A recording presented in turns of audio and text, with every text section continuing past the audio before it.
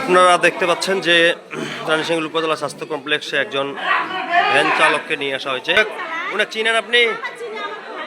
আপনার ভাই বাসা কোথায়? বাসা কোথায়? কোথায় কোথায়? না না, ধনসরা মানে ওনার বাসাটা কোন জায়গায়? বলিদারা না?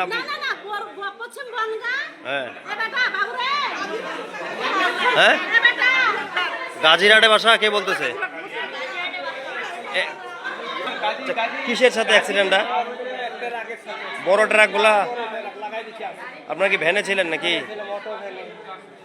উনি কি ভ্যান চালক? উনি কি ভ্যান চালক না? উনার নাম কি? আপনি উনি চিনেন? আপনার নাম গাজীউর। আপনার বাসা কোথায়?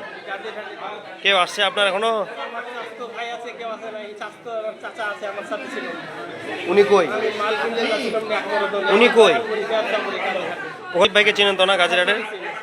ওকে ফোন দিলে হবে নাকি? তার দুটি পা একবারে নষ্ট হয়ে গেছে, সম্ভবত তাকে এখানে কোনো চিকিৎসা দেওয়া সম্ভব নয়।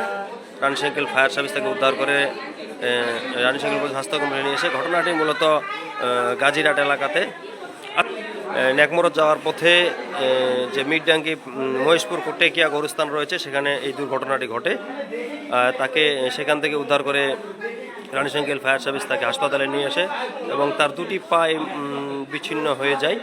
বিচ্ছিন্ন হয়ে যাওয়াতে মূলত তাকে এই মুহূর্তে উন্নত চিকিৎসার জন্য ঢাকা অথবা রংপুরে কোথাও পাঠানোর চেষ্টা হচ্ছে। হ্যাঁ, ওনার নাম ঠিকানা জানতে পারছেন কিছু? ওনার নাম কি?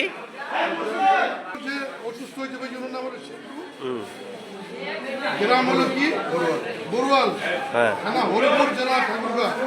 2 নম্বর হলো আব্দুল গফুর, গ্রাম গাজীরহাট।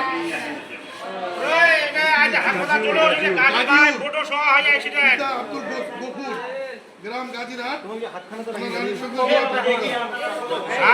আর 3 নম্বর হলো আব্দুল আউয়াল, পিতা আব্দুল বাসের আব্দুল কাসেম, গ্রাম বড়ুয়াল, থানা হরিপুর। মোহন গেলি আসছেন নাকি? 4 জন।